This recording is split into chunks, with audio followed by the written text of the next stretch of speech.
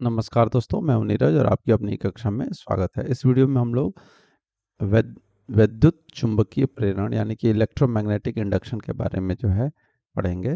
तो देखिए, सबसे पहले इसमें क्या है, चुंबकीय क्षेत्र क्या है, व्हाट इज मैग्नेटिक फील्ड।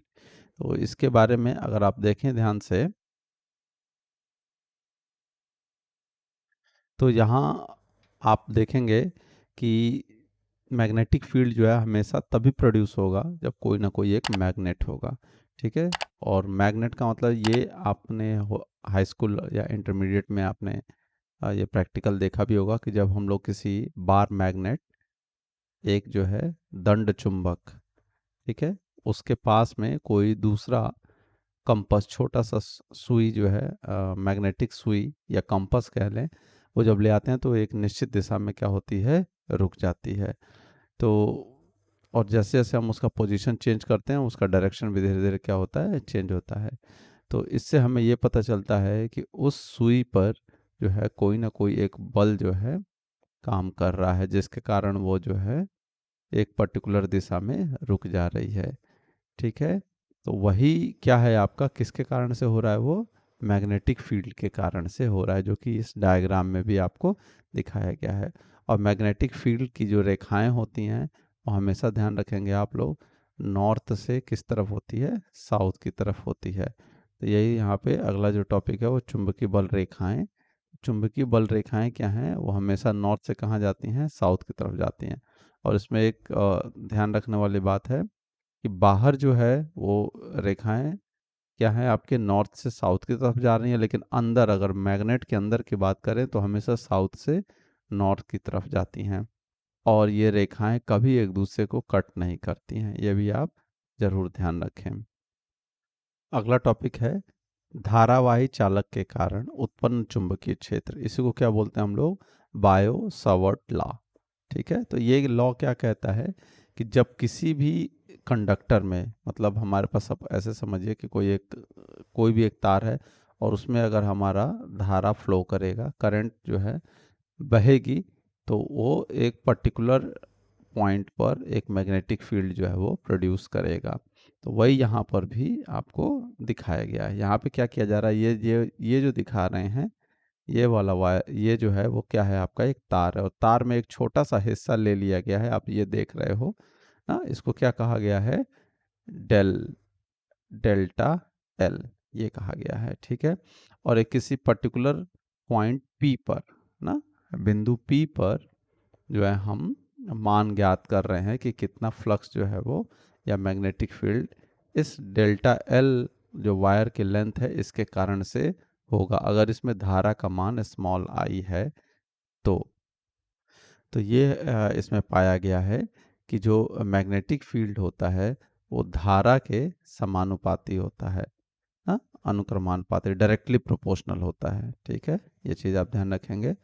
उसके बाद जो है, इसी तरीके से जो यहाँ पर मैग्नेटिक फील्ड प्रोड्यूस होती है वो इसकी डेल्टा एल यानी कि वायर कितना लंबा ले रहे हैं आप, उसके भी डायरेक्टली प्रोपोर्शनल होती है। Delta B is directly proportional to delta L.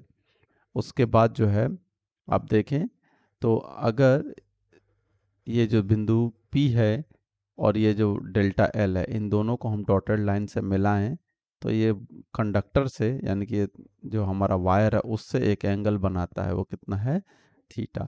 तो इस थीटा के साइन अगर हम ले लें तो उसके प्रोपोर्शनल होता है, तो इसलिए यहाँ कहा गया है delta B is proportional to sine theta.